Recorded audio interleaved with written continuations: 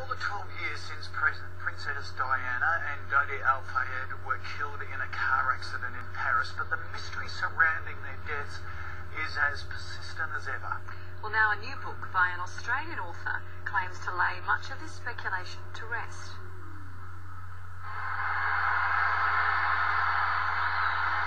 She was the people's princess. She knows the feeling to ride to church as a commoner and come back as a royal lady.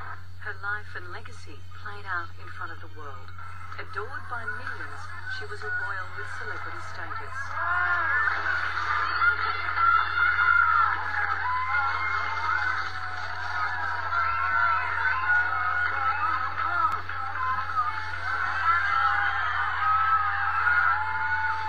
In 1997, Diana's sudden death shocked the world. The princess and her lover dead in an instant. It appears to be official. Princess Diana, at the age of 36, has died of massive internal injuries she suffered in a car accident along with her companion Dodi Fayed. As the days went on, millions continued to mourn. Then speculation began. Dodi's father, Mohammed Fayed, claimed the royal family had arranged the accident. From the first night, straight away, minutes after I got the news, I knew Diana and Dodi would be murdered. The French authorities at first declared the events an accident. But a decade later, English courts found the couple were unlawfully murdered through the gross negligence of their French driver, Henri Paul. He'd been drunk and speeding. But the latest explosive book by Australian author John Morgan claims there was a major government cover-up. Morgan has just released his third book about the fatal crash, which contains new evidence. Michael Cole is the right-hand man of Dodi's dad, Mohammed Fayed.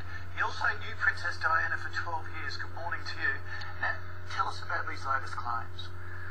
Well, just to say, it's a pleasure to be in Australia again, even though my mission is a very solemn and sad one, and seeing those pictures reminded me very clearly of it. The book is here. Michael Mansfield, one of the most distinguished British lawyers of recent generations, said that this is the magnum opus about the events in Paris nearly 13 years ago, and I don't think he was just saying of the weight.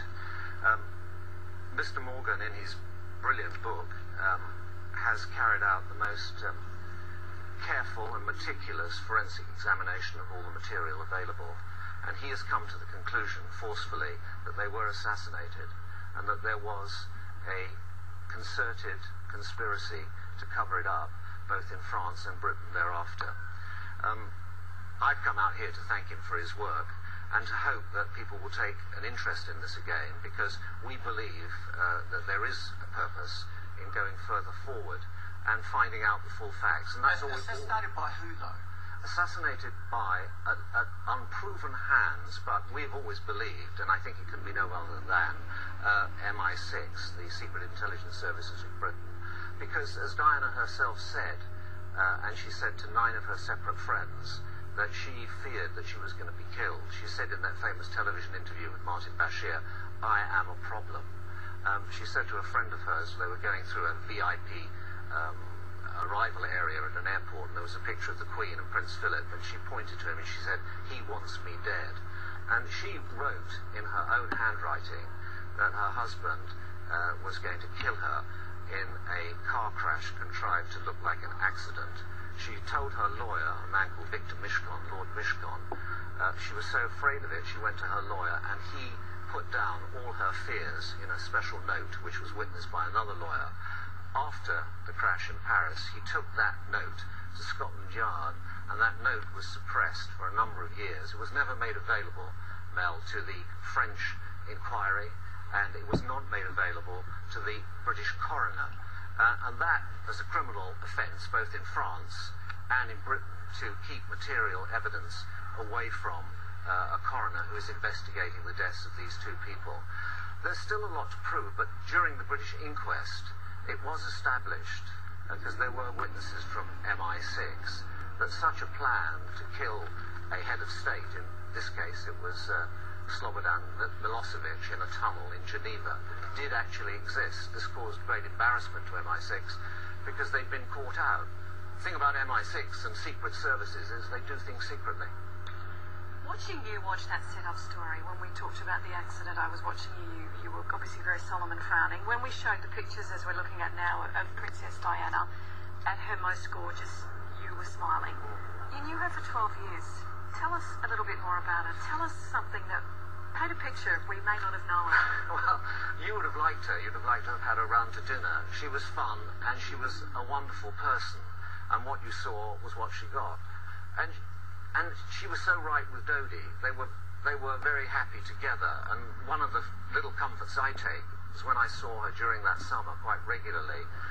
She was happy. There was a spring in her step, and she was happy at the very, very end. Do you know what she was really looking for? Was a happy family life. All her life. She was a very ordinary girl in many ways, although extraordinary in others. And from the time her mother walked out, when the age of 6, all she wanted to do was to have a family life. And when she saw the Fayed family, who were so close and so loving and so together, and she could be part of that, I think that was part of the attraction. Dodi adored her. He worshipped her. And after what she'd been through, I think that was very, very comforting to her. But she had a sense of fun. I mean, I'll just tell you a little joke. I mean, during the time we had the Harrods sale, and it was opened by Daryl Hannah, the Hollywood actress, who rode up on a horse looking perfect in English riding kit. And afterwards we had breakfast with Daryl Hannah, and Dodi was there. And there was a newspaper story, oh, is Daryl being romanced by Dodi, you see? And this caused me a lot of trouble. I had to try and deny the story. I went into Mohammed's office, and Mohammed said, here's the phone, it's for you. And the voice said, oh, Mr. Cole, it's Daryl Hannah here. I'm so terribly upset about these stories about Dodi and me. And then giggle, giggle, giggle. It was Diana pretending to be Daryl Hannah. And she just couldn't keep it up. She was a born mimic, and she was having such fun. I mean, she wasn't at all distressed by these stories.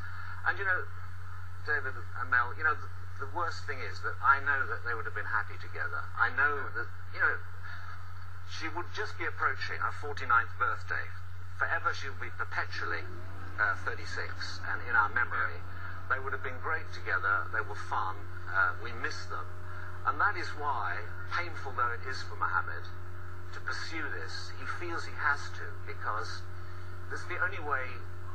That's all you can do for the dead, particularly when they die in those sorts of circumstances. And this book is an important step forward. So I think it's very important, and I'm going to leave this copy with you because I think it's not an easy read, but if you pursue, you will find that it's very rewarding.